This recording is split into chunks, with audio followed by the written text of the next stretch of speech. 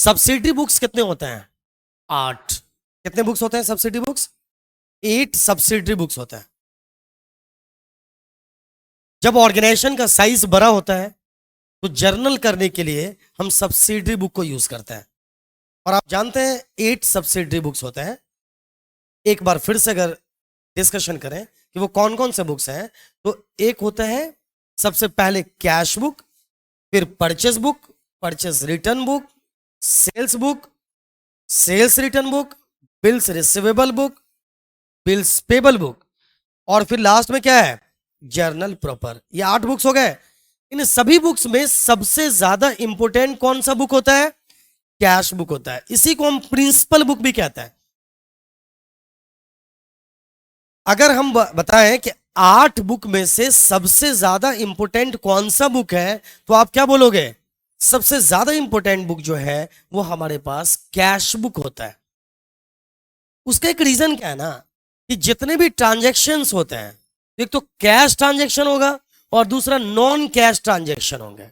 मतलब वैसा ट्रांजैक्शन जिसमें कैश आ जाए तो कैश ट्रांजैक्शन, और जिसमें कैश का मामला नहीं है तो जिसमें कैश आ गया, ध्यान से समझेंगे, जिस भी ट्रांजैक्शन में कैश आ गया, चाहे वो किसी भी आइटम से रिलेटेड हो, चाहे जैसा भी मामला हो, इन सभी केसेस में उन सभी ट्रांजैक्शंस को कौन से बुक में दिखाएंगे? कैश बुक में दिखाएंगे। तो इसीलिए हम इसको प्रिंसिपल बुक भी कहते हैं, है ना। इसके संबंध में इससे रिलेटेड कुछ और भी चीजें हम डिस्कशन करेंगे। तो कैश बुक ना 4 टाइप का होता है। कैश बुक कितने टाइप्स के होते हैं? 4 टाइप्स के होते हैं। कौन कौन? एक तो होता है सिंपल कैश बुक और सिंगल कॉलम कैश बुक। उसके बाद आता है double column cash book, triple column cash book और petty cash book. Cash book कितने टाइप के होते हैं? 4। अब ये जो कैश बुक का टाइप है, ये किस बिहाफ पे ये टाइप अलग किया गया है, थोड़ा सा इसको हम लोग समझने की कोशिश करते हैं। देखिए क्या है कि अगर हम एक कैश बुक बनाते हैं, जो कैश बुक अगर आप बनाओगे ना, तो वो जस्ट कैश अकाउंट की तरह बनता है, जिसके डेबिट साइड में जहां जहां से कैश आएगा उसे लिख देंगे, और क्रेडिट साइड में जब कैश जाएगा तो उसे लिख देंगे। तो ये सारी चीजों को बाद में समझेंगे। अभी आप पहले ये समझो कि कैश बुक कितने टाइप के होता है? 4 टाइप के होते हैं। आज हम अभी आज की क्लास में डिस्कशन करेंगे सिंगल कॉलम कैश बुक के बारे में। किसके बारे में? हम पहले सिंगल कॉलम कैश बुक को पढ़ेंगे, फिर डबल कॉलम कैश बुक, और फिर 3 कॉलम कैश बुक के बारे में डिस्कशन करेंगे। तो अभी इन सारी चीजों को समझने की आपको अभी जरूरत नहीं है। पहले इस बात को समझ लीजिए, कैश बुक कितने टाइप्स के होते हैं? 4। कौन कौन? सिंगल कॉलम कैश बुक, जिसको हम सिंपल कैश बुक भी कहते हैं। उसके बाद double column cash book, 3 column cash book and पेटी कैश बुक। अगर आप सिंगल कॉलम कैश बुक यानी सिंपल कैश बुक अगर आप सीख लोगे, तो बाकी कैश बुक को सीखना भी एकदम आसान हो जाता है। तो पहले आप इस सिंगल कॉलम कैश बुक को समझिए। देखिए, जब भी कहीं से कैश आएगा तो एक गोल्डन रूल आपने पढ़ा होगा, debit what comes in, credit what goes out. जो भी एसेट्स, अब कैश क्या होता है बताएंगे आप? कैश एसेट्स होता है। सिंपल, ज्यादा दिमाग लगाना ही नहीं है आपको। जब भी कैश आपके पास आए उसे किधर लिख दो? डेबिट साइड में। और जब जाए तो किधर लिख दो? क्रेडिट साइड में। जहां से भी कैश आए, जैसे भी आए, डेबिट साइड में। जहां भी कैश जाए, क्रेडिट साइड में। बस सिंपल सी बात यही है। तो आइए, सिंगल कॉलम कैश बुक में अमाउंट का एक कॉलम होता है। एक्चुअल में यही होता है। मैं थोड़ा सा हाईलाइट आपको इसके बारे में बता दूं। यहां पर अमाउंट के लिए एक कॉलम होता है, कैश का कॉलम होता है। इसका होता है कैश का। यहां पे डबल कॉलम कैश बुक में ना इस तरह से हो सकता है, कैश एंड बैंक का कॉलम हो सकता है, इसलिए 2 कॉलम हो गया। या फिर कैश एंड डिस्काउंट का कॉलम हो सकता है, या फिर बैंक एंड डिस्काउंट का कॉलम हो सकता है। ठीक है। ट्रिपल कॉलम कैश बुक में कैश, बैंक और डिस्काउंट तीनों कॉलम हो सकता है। पेटी कैश बुक एक अलग मामला है, हम उसको बाद में डिस्कशन करेंगे। बल्कि हम in double column cash book, triple column cash book and पेटी कैश बुक पे हम अलग अलग लेक्चर रिकॉर्ड इस यहां भी करेंगे और रिलेटेड वीडियो का लिंक भी हम डाल देंगे ताकि बच्चों को परेशानी ना आए। आज हम किस पे डिस्कशन करने वाले हैं? सिंगल कॉलम कैश बुक पे, जिसमें कैश का एक कॉलम होता है। तो आइए सिंपल कैश बुक थोड़ा सा देखते हैं क्या होता है सिंपल कॉलम, कैसे बनाते हैं सिंपल कैश बुक और सिंगल कॉलम कैश बुक। इसको अगर आप गौर से देखेंगे तो इसका फॉर्मेट लेजर की तरह है। इसका फॉर्मेट किसकी तरह है? लेजर की तरह। कैश अकाउंट अगर बनाते तो कितने कॉलम्स बनाते हैं आप? कैश अकाउंट बनाने पर कितना कॉलम होता है बोलो? 8। कैश अकाउंट बनाने पर कितने कॉलम्स होते हैं? 8 कॉलम्स होते हैं। लेकिन यहां पर कैश बुक है तो इसमें 10 कॉलम्स हैं। ध्यान से देखिए, 1 2 3 4 5 6 7 8 9 एंड 10। इसमें कितने कॉलम्स है बताइए? 10 कॉलम है। कितना कॉलम है? 10 कॉलम है। तो याद रखिए, सिंगल कॉलम कैश बुक में कितने कॉलम्स होंगे जी? 10 column. Single column cash book में, सिंगल कॉलम कैश बुक या सिंपल कैश बुक में टोटल कॉलम्स कितने हैं? 10। अगर आप गौर से देखेंगे तो ये सभी लेजर की तरह ही है, बस यहां पर एक क्या ना, वाउचर नंबर ऐड हो गया। क्या नंबर ऐड हो गया? Voucher number. तो पहला कॉलम क्या बोलिए? डेट। दूसरा पर्टिकुलर्स। तीसरा वाउचर नंबर। चौथा LF। पांचवा अमाउंट। ये 5 कॉलम हो गया। इधर सेम 5 कॉलम इधर आएगा, date, particulars, voucher number, LF and amount. अब यहां पे कुछ डिफरेंसेस बताता हूं मैं। ये वाउचर्स क्या होता है, पहले इस बात को समझिए। सबसे पहले आपको यह समझने की जरूरत है कि वाउचर क्या होता है। तो गौर करें, जितने भी ट्रांजैक्शंस हम रिकॉर्ड करते हैं, जितने भी ट्रांजैक्शंस के लिए हम जर्नल एंट्री करते हैं, चाहे नॉर्मल जर्नल एंट्री करें या फिर सब्सिडरी बुक में करें, रूल यह है कि जब भी आप जर्नल एंट्री करोगे तो उस ट्रांजैक्शन से रिलेटेड वाउचर आपके पास होना चाहिए, जिसको साधारण भाषा में बोलते हैं रसीद। मतलब उसके अगेंस्ट आपके पास एक एविडेंस होना चाहिए। आपके पास अगर वाउचर नहीं है, कहा जाता है एक भी एंट्री ऐसी नहीं होनी चाहिए जिसका आपके पास वाउचर ना हो, या इसको इस तरह भी कह सकते हैं कि ऐसा कोई भी वाउचर बचना नहीं चाहिए जिसको रिकॉर्ड नहीं किया गया हो। तो हर वाउचर का एक नंबर रखते हैं। हर वाउचर का क्या रखते हैं? अब सपोज कीजिए, एक एग्जांपल लेते हैं। सपोज कर लेते हैं, आपने किसी को गुड्स बेचा, तो आप एक रसीद रखते हो। याद है, अक्सर दुकानदार को आपने देखा होगा, बिल बुक रखता है एक। अब उस पर नाम लिखता है, वो उसका किसको बेचा, कितने का बेचा, कितने तारीख को बेचा, क्या क्या बेचा। वो खरीदने वाले को वो रसीद एक बिल काट कर दे देता है ना, और उसकी एक कार्बन कॉपी उसके पास रहता है। वो जो कार्बन कॉपी उसके पास बच गया ना, वो क्या है? वाउचर है। क्या है बोलो? अब जब वो लिखेगा ना कि हमने गुड्स बेचा, गुड्स सेल किया, तो नॉर्मली क्या लिखेगा? Cash account debit to sales account, है ना। तो वो उसका एक वाउचर है, उस पर एक नंबर डाला जाएगा और वहां पे लिखा जाएगा कि ये इतना नंबर वाउचर में ये है, ताकि बाद में हम अगर कंफर्म करना चाहें ये सेल कहां से हुआ, क्यों हुआ, इसका डिटेल लेना चाहे तो उस वाउचर नंबर को जाकर देख सके। आप कहीं से गुड्स खरीद के लाते हो ना, तो फिर आपको एक बिल मिलता है, नहीं मिलता है? वो भी एक तरह का वाउचर हो गया। चलिए, आप पेट्रोल पंप पे पेट्रोल डलवाने जाते हो, आप उससे रसीद ले लेते हो, बिल ले लेते हो, वो एक तरह का वाउचर हो गया। आप किसी को सैलरी देते हो, है ना, सैलरी देते हो तो उस पर एक सिग्नेचर करवा लेते हो, जिसको आपने सैलरी दिया, वो एक तरह का आपके पास वाउचर हो गया। तो जितने भी ट्रांजैक्शंस आप रिकॉर्ड करते हैं, उन सभी के लिए एक वाउचर होना जरूरी है। यानी आप ये बताओ एज एन अकाउंटेंट कि आपने किस बिहाफ पर आपने इस बात को लिखा है, आपके पास एविडेंस क्या है, और अगर एविडेंस नहीं है तो आपने लिख कैसे दिया। तो इसका मतलब एक बात साफ है, हर ट्रांजैक्शन को रिकॉर्ड जो हम करते हैं उसका एक वाउचर हमारे पास मौजूद होता है, हाँ या ना? Yes, voucher. तो उसी पर हम एक नंबर डाल देते हैं, अलग अलग वाउचर को नंबर डाल देते हैं, 1 2 3 4 5 6 7 8 10 12 15। तो इसीलिए हम उस वाउचर को यहां पे ला के लिखते हैं, उसके वाउचर नंबर को हम लिखते हैं कि ये जो हमने ट्रांजैक्शन किया है इसका वाउचर नंबर कितना है, वो यहां पे ला के लिख देते हैं। क्लियर है? अब लेजर फोलियो यहां क्यों लिख रहे हैं, उसका कंसेप्ट समझिए।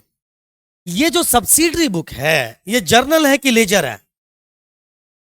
बोलो, ये जर्नल है कि लेजर है? ये एक्चुअल में जर्नल है। तो जर्नल का रिलेशन किससे है? लेजर से। तो इसलिए हमने यहां पर क्या लिखा है? एलएफ लिखा है, क्योंकि ये खुद जर्नल है, ये लेजर नहीं है। लेकिन जब लेजर बनाते हैं तो क्या लिखते हैं वहां पे? जेएफ लिखते हैं, मतलब जर्नल फोलियो। अब ये क्यों लिखते हैं? हम यहां पे एलएफ इसलिए लिखते हैं, हम ये लिखना चाहते हैं कि ये जो है ना ट्रांजैक्शन, ये लेजर के कौन से नंबर पेज पे है, समझ रहे हो? उसको दिखाने के लिए हम लेजर फोलियो दिखाते हैं। तो फाइनली ये समझिए, सब्सिडरी बुक्स में कितने कॉलम्स होते हैं? सब्सिडरी बुक के कैश बुक में, कैश बुक मतलब सिंगल कॉलम कैश बुक में कितने कॉलम्स होते हैं? 10। 5 डेबिट के लिए एंड 5 क्रेडिट के लिए। 5 डेबिट में क्या है और 5 क्रेडिट में क्या है, आपको याद आ गया होगा। सारी चीजें सेम है, कैश अकाउंट की तरह है, बस एक अंतर क्या है, यहां पर वाउचर नंबर ऐड कर दिया गया है। अब फिर आराम से समझिएगा, कोई दिमाग नहीं लगाना। पहले एक बात समझा दें कि जब आप क्वेश्चन बनाते हो ना, तो यहां पर आपको ना तो वाउचर नंबर लिखने की जरूरत पड़ती है ना लेजर फोलियो। लेकिन अगर क्वेश्चन में लिख दिया गया वाउचर नंबर तो दिखा देना वाउचर नंबर। बस एक बात समझना है आप, आसान है बिल्कुल। 100% स्टूडेंट को यह समझ में आ जाएगा अभी तुरंत। जहां से भी आपके पास कैश आए उसको किधर लिख दो? डेबिट साइड में लिख दो। कैश आया, या इधर दिखा देता है एरो, आया मतलब नीचे, डेबिट साइड में लिख दो। गया, इस साइड में लिख दो, क्रेडिट साइड में लिख दो। मैं आपको एग्जांपल बताता हूं। आपने गुड्स कैश खरीदा, कौन से बुक में लिखोगे इसको? पहले ये बताओ, कौन से बुक में लिखोगे? मैं बुक पूछ रहा हूं, साइड नहीं पूछ रहा हूं। आप ये बताएं, आपने गुड्स कैश खरीदा, आपने गुड्स कैश खरीदा, आपके पास 8 सब्सिडरी बुक्स होते हैं ना, तो आप इसको किस बुक में लिखोगे? Cash book. अब मान लो कैश बुक एक ही टाइप का होता है, पहले अपने दिमाग को ये समझा दो कि कैश बुक मान के चलो इस वक्त कि एक ही टाइप का होता है, कैश बुक का कोई दूसरा टाइप है ही नहीं। तो कैश बुक अगर एक ही टाइप का होता है, मान लो, वैसे तो कैश बुक 4 टाइप का होता है, इसको पढ़ते हुए ये समझो कैश बुक एक ही टाइप का होता है। तो अगर कैश बुक एक ही टाइप का होता है, तो जब भी कुछ आता है, जहां से भी कैश आएगा तो उसे कहां लिखेंगे? डेबिट साइड में। और कैश जाएगा तो उसको कहां लिखेंगे? क्रेडिट साइड में। क्योंकि रूल क्या है? गोल्डन रूल नंबर 1 2 क्या है? Debit word comes in credit word. तो जब कैश आएगा तो डेबिट और कैश जाएगा तो क्रेडिट। कोई शक? अब मैं सिंपल एक एग्जांपल मैं आपको दे रहा हूं और उससे आप बातों को समझने की कोशिश करेंगे और इजीली समझ जाएंगे। हम यहां पर एक डिफरेंट कलर में चीजों को लिखेंगे, फिर हम वहां पे रिकॉर्ड कर देते हैं। पहले एक बात समझिए, आपने गुड्स परचेज किया cash, goods purchased for cash. ध्यान से देखिए, goods purchased for cash, suppose 10,000। आपने 10,000 का गुड्स कैश खरीदा, कैश आया कि गया? पहले बोलो, कैश आया कि गया? जैसे मैं स्टेप सिखा रहा हूं उसी अकॉर्डिंग स्टेप को सीखो। अभी आप इस टॉपिक को कंफर्म कर लोगे, बड़ा आसान मूड में दे रहा हूं। पहले तो देखो इस ट्रांजैक्शन में कैश है क्या? जैसे ही किसी भी ट्रांजैक्शन में कैश आ गया, कैश जैसे ही आ गया, इसका मतलब ये कौन से बुक में जाएगा? कैश बुक में जाएगा। और अभी आपको मान के चलना है कैश बुक एक ही टाइप का होता है, कोई दूसरा टाइप इसका नहीं है। अगर किसी ट्रांजैक्शन में कैश आया ही नहीं तो फिर वो कैश बुक में जाएगा ही नहीं, उसके लिए दूसरे बुक्स को देखेंगे हम। तो हमने गुड्स कैश खरीदा, कितने का? 10,000 का। तो एक बात बताओ, कैश आया कि गया? गया। तो जब गया तो क्रेडिट की डेबिट? CR side. गया तो सीआर साइड, और आया तो देखो, पूरे अकाउंटिंग में समझ लीजिए, इससे आपका जर्नल एंट्री का भी कंसेप्ट क्लियर हो जाएगा। जब भी कहीं से भी कैसे भी कोई भी एसेट्स आपके पास आए उसको डेबिट, और अगर जाए तो क्रेडिट। एम आई राइट? आए तो, जाए तो क्रेडिट। क्लियर है? आएगा तो डेबिट साइड, जाएगा तो कोई सा भी है। तो कैश भी तो एक एसेट ही है ना। कैश आएगा तो डेबिट साइड, जाएगा तो क्रेडिट साइड। कोई शक है? तो यहां पर गुड्स हमने अगर कैश खरीदा, ध्यान से एक एक पॉइंट को, एक एक ट्रांजैक्शन को सुनिएगा। कैश अगर हमने खरीदा, गुड्स अगर कैश खरीदा तो कैश गया, तो ये तो हम कंफर्म हो चुके हैं कि इसको लिखना किस साइड में है? क्रेडिट साइड में। तो यहां पर हमने लिख दिया 10,000 क्रेडिट साइड में। डन। अब हमने लिख तो दिया, अब ये लिखना है। सपोज करो एक डेट तय कर लेते हैं, 1 जनवरी 2023 को हमने गुड्स खरीदा। तो यहां पर ऊपर लिख देंगे डेट में 2023 और यहां पे लिख देंगे सामने 2023। और ये गुड्स कब खरीदा हमने? 1 जनवरी को। तो यार मान लो जनवरी 1 को हमने लिख दिया 10,000। कैसे परचेस किया, सेल किया, किस वजह से ये कैश गया? बोलो, किस वजह से ये कैश गया? हाँ, परचेज। तो लिख दो यहां पर बाय परचेज। कितना आसान है, कोई शक? अब मान लो यहां से एक बैलेंस का भी मतलब समझ में आएगा।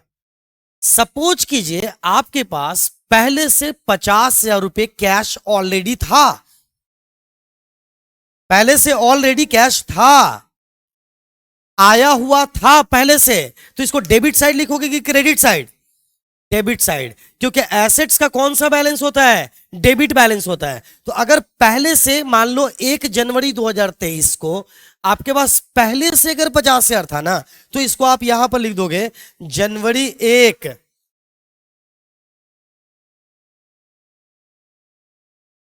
और लिखना है आपको टू बैलेंस बीडी। कितना? पहले से कितना था बताओ तो सही? 50,000। हमने जानबूझ के पहले इसको बताया और बाद में मैंने बताया कि अगर कैश पहले से अवेलेबल है, अगर नहीं है तो छोड़ दो। अरे या तो होगा या नहीं होगा, बी पॉजिटिव। नहीं है तो छोड़ दो। है अगर पहले से कैश तो आप उसको लिख दो टू बैलेंस बीडी। क्यों? क्योंकि कैश का डेबिट बैलेंस होता है 50,000। अब एक एक करके पॉइंट समझो। उसमें से 10,000 का गुड्स आपने खरीद लिया, तो गुड्स कैश गया कि आया? गया। तो अब आपके पास कैश कितना बचा? 40,000। याद रखिएगा इस पॉइंट को, अपने आप ये याद रखना है। चलिए अब ध्यान से देखिए। अब आपने 20,000 का गुड्स सेल कर दिया, कैश सेल किया। कितने का?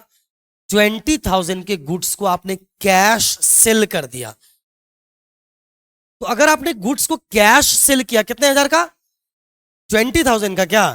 तो अगर 20,000 का गुड्स आपने कैश सेल किया है तो कैश आया कि गया? आया। बहुत आराम से आएगा तो डेबिट साइड या क्रेडिट साइड? कौन सा साइड? Debit side. जो आए डेबिट, जो जाए उसे। तो आया है क्या कैश? कितना? 20,000। चलो तो डेबिट साइड में लिखते हैं पहले, है ना। देखो आराम से, जैसे मैं बता रहा हूं वैसे समझो। 20,000 हमने लिख दिया इधर। अब मान लो 5 तारीख को हमने गुड्स सेल किया, तो जनवरी कितना? 5। अब इधर वाला साइड होता है 2 और इधर वाला साइड होता है बाय। तो अब ये बताइए कि इधर क्या लिखोगे? 2 तो लिखना है, किस वजह से ये आया है? तो क्या लिख दोगे? 2 सेल्स अकाउंट 20,000। Any problem? अगला पॉइंट देखिएगा। अब हमारे पास कैश कितना है? 60,000। 50,000 पहले से था, 10,000 का गुड्स खरीदा तो 40, और अभी 20,000 फिर सेल किया तो कितना हो गया? 60,000। अब अगली बात ध्यान दीजिएगा। हमने 5,000 सैलरी दिया। सैलरी कितना दिया? 5,000। तो कैश आया कि गया? गया। तो डेबिट साइड या क्रेडिट साइड? सीआर साइड पक्का। तो यहां पे लिख देते हैं 5,000। क्यों गया? बाय लिखेंगे ना, क्यों गया उसको लिख दो। क्यों गया? सैलरी लिख दो, बाई सैलरी। कितना हजार? और मान लो ये जनवरी 6 की बात है तो यहां पे लिख दिया हमने जनवरी 6। कोई दिक्कत? अब बताइए हमारे पास कैश कितना है अभी? 55,000। अब फिर अगली बात पर ध्यान दीजिए, हमें इंटरेस्ट मिला 5,000। क्या मिला हमें? इंटरेस्ट। 10 तारीख को हमें 5,000 रुपए इंटरेस्ट मिला। कैश आया कि गया? बोलो जल्दी बताओ, कैश आया कि गया? तो डीआर साइड या सीआर साइड? DR side. तो हमने यहां पे लिख दिया कितना हजार? 5,000। अब ये जनवरी 10 की बात है ना, कहां से आया? To interest. तो लिख दीजिए टू इंटरेस्ट अकाउंट। कितना हजार? 5,000। अब फिर कितना पैसा हो गया बताना? अभी फिर से हमारे पास कितना है? 60,000 है इस वक्त। ध्यान रखिए, मतलब कैश से रिलेटेड सारी डिटेल को जब एक पॉइंट पर लेकर आते हैं तो उसे ही कैश बुक कहते हैं। मतलब इसको देखते ही हम पता लगा लेते हैं कि हमारे पास पहले दिन कितना कैश था, कहां कहां से आया, कहां कहां गया, और अभी कितना बचा हुआ है। तो अभी हमारे पास कितना बचा हुआ है बताओ? 60,000। फिर अगली बात पर ध्यान दीजिए, फिर हमने गुड्स फिर सेल कर दिया 10,000 का। कैश आया कि गया? जल्दी बताओ। आया तो डीआर साइड या सीआर साइड? DR side. कितना? 10,000। तो यहां पर क्या लिखोगे? कैसे आया? सेल करने पड़ा है ना, तो टू सेल्स अकाउंट। कितना? 10,000। मान लो ये 15 तारीख की बात है तो हमने लिख दिया 15। मेरे ख्याल से सभी को समझ में आ गया होगा। अब एक एक स्टूडेंट को समझ में आ रहा है? एकदम बच्चे जैसी बात है क्या? क्लास 4 के बच्चे को लाओ, उसे मैं सिखा दूंगा ये वाला कैश बुक, और सारे कैश बुक सीख जाओगे इसी तरह से, और किसी को भी सिखा दोगे तुम। अब हमारे पास कितना कैश है बताना? 70,000 we have now. 70,000 we have. अच्छा चलिए अगली बात, हमने मकान मालिक को रेंट दिया 20 तारीख को। लैंडलॉर्ड को हमने रेंट दिया, मकान मालिक को हमने क्या दिया? कितना? मान लो 10,000। कितने तारीख को? 20 जनवरी को। पैसा आया कि गया? गया। उस डीआर साइड के सीआर साइड? CR side. कितना दिया? 10,000 रेंट दिया। क्यों दिया? अब जैसे ही हम सीआर साइड लिखेंगे ना कुछ भी, तो लिखेंगे बाई। क्या लिखेंगे? बाई। और डीआर साइड लिखेंगे तो लिखेंगे टू। तो बाई क्या लिखने वाले हैं हम? रेंट। कितना? 10,000। कितने तारीख को? जनवरी 20 को। अब कितना पैसा हो गया फिर से? अभी हमारे पास फिर कितना पैसा आ गया? 60,000। अभी ध्यान से देखते रहना, ये भी मैं आपसे काउंट कर गिनवा रहा हूं, उसके पीछे भी रीजन है ताकि इसको इजीएस्ट वे में आप तक पहुंचाया जा सके। अब अगली बात पर ध्यान दीजिए, एक ट्रांजैक्शन और लेते हैं। आपने फिर से 5,000 का गुड्स खरीद लिया। कैश आया कि गया? बोलो, कैश आया कि गया? तो डीआर साइड या सीआर साइड? कितना? 5,000। तो क्या लिखोगे? By purchase. कितने तारीख को? 25 तारीख को। चलो मेरा मन कर रहा है एक और ट्रांजेक्शन रिकॉर्ड करने का। अभी वैसे कितना कैश है आपके पास? 55,000 याद है? चलिए एक और ट्रांजेक्शन, आपने अपने बिजनेस का फर्नीचर, पुराना वाला फर्नीचर 2,000 में बेच दिया। फर्नीचर बेचा है, गुड्स नहीं बेचा इस बार। क्या बेचा? फर्नीचर। क्या बेचा? फर्नीचर बेच दिया। कितने में? 2,000 में। तो पहले कितना कैश था आपके पास? 55। तो अब कितना हो जाएगा? 57। तो कैश आया है कि गया है? आया है। कितना? 2,000। तो आया तो डेबिट साइड। कितने तारीख को? मान लो ये जनवरी 28 की बात है, मान लीजिए जनवरी 28। तो टू क्या लिखेंगे हम? फर्नीचर की सेल्स।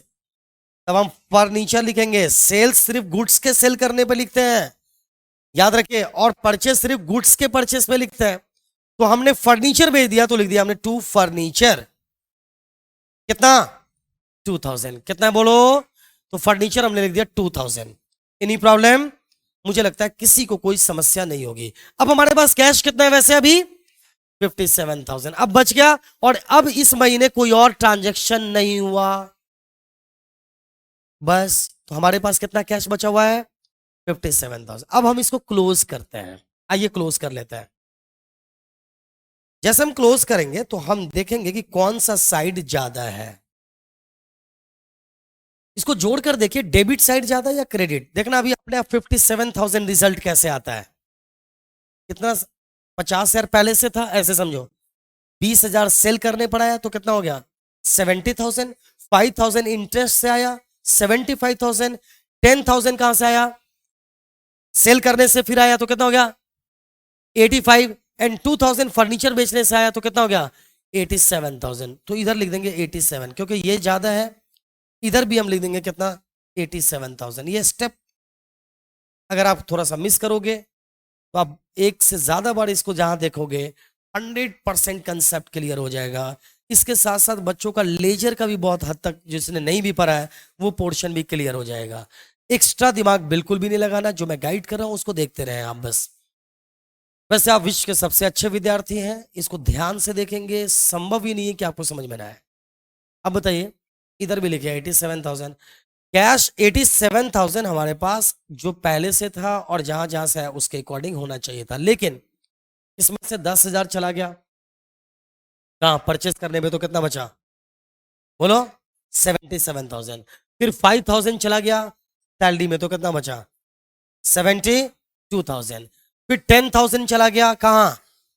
फिर रेंट में, तो कितना बचा? 62,000। और 5,000 चला गया परचेस में, तो कितना बचा? 57,000। तो यहां पर हम लिख देंगे, यहां का कलर थोड़ा चेंज कर लेता हूं मैं ताकि आपको इजीली समझ में आए। यहां पर हमारा बचा कितना? 57,000। और यहां पर जनवरी का 31, जनवरी का लास्ट डे लिख देंगे, है ना?